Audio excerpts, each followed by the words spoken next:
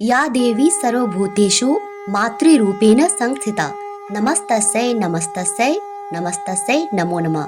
जय श्री कृष्णा सनातनियों, आप सभी पर माँ दुर्गा की असीम कृपा सदा सर्वदा बनी रहे। आज इस वीडियो में जानेंगे चैत्र नवरात्रि 2025 के बारे में। कलश स्थापना कब होगा, शुभ मुहूर्त क्या रहेगा, अष्टमी, नवमी और दशमी तिथि कब है, रामनवमी का पर्व कब मनाया जाएगा। तो बने रहेंगे वीडियो के अंत तक और ऐसी जानकारी समय से पहले पाने के लिए हमारे चैनल को सब्सक्राइब करना मत भूलिएगा। हिंदू धर्म में 9 दिनों की नवरात्रि का विशेष महत्व होता है और उसमें भी चैत्र नवरात्रि माँ दुर्गा की विशेष कृपा पाने के लिए सर्वोत्तम होती है। चैत्र मास के प्रतिपदा से चैत्र नवरात्रि प्रारंभ होती है और दशमी तिथि को दुर्गा विसर्जन के साथ ही समाप्त हो जाती है। इसी चैत्र मास की नवमी तिथि को रामनवमी का पर्व भी मनाया जाता है। चलिए आपको बताते हैं साल 2025 में चैत्र नवरात्रि कब है। तो देखिए, नवरात्रि का प्रारंभ होता है चैत्र मास की शुक्ल पक्ष की प्रतिपदा तिथि से। तो इस बार चैत्र मास की प्रतिपदा तिथि प्रारंभ हो रही है 29 मार्च शनिवार की शाम को 4:27 पर। इस तिथि का समापन होगा 30 मार्च रविवार दोपहर 12:49 पर। उदया तिथि से ही किसी पर्व का शुभारंभ होता है। तो चैत्र नवरात्र की उदया तिथि प्राप्त हो रही है 30 मार्च रविवार को। तो ऐसे में चैत्र नवरात्रि का प्रारंभ 30 मार्च 2025 रविवार से होगा।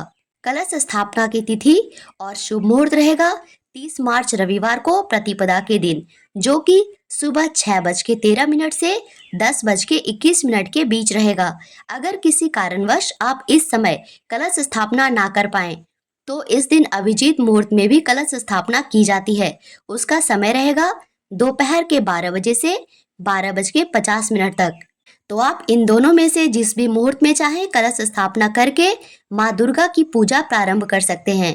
इसी के साथ इस बार 9 दिन की पूजा नहीं होगी। तो चलिए जानते हैं कौन सी पूजा किस दिन होगी। 30 मार्च रविवार पहली पूजा में माता शैलपुत्री की पूजा होगी। 31 मार्च सोमवार को दूसरी पूजा में माता ब्रह्मचारिणी की पूजा होगी। 1 अप्रैल मंगलवार को तीसरी पूजा में माँ चंद्रघंटा की पूजा होगी। 2 अप्रैल बुधवार को 2 पूजा एक साथ होगी, चौथी पूजा और पांचवी पूजा। तो इसमें माता कुष्मांडा की और माता स्कंद माता की एक साथ पूजा होगी। 3 अप्रैल गुरुवार को छठे दिन की पूजा यानी माँ कात्यायनी की पूजा होगी। 4 अप्रैल शुक्रवार को सप्तमी पूजा में माता कालरात्रि की पूजा होगी। 5 अप्रैल शनिवार को 8वें दिन अष्टमी का व्रत रखा जाएगा और माँ महागौरी की पूजा की जाएगी। 6 अप्रैल रविवार को महानवमी की पूजा होगी और माँ दुर्गा के नवे स्वरूप माँ सिद्धिदात्री की पूजा होगी। इसी दिन रामनवमी की भी पूजा होगी, व्रत रखे जाएंगे। इसी के साथ 7 अप्रैल सोमवार को नवरात्रि व्रत का पारण किया जाएगा और रामनवमी व्रत का भी पारण इसी दिन किया जाएगा। इसी के साथ माँ दुर्गा का विसर्जन कर चैत्र नवरात्र की समाप्ति होगी।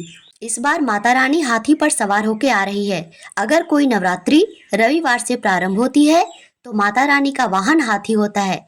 वैसे तो माता रानी का वाहन शेर होता है, तभी तो माता रानी को शेरों वाली माता कहते हैं।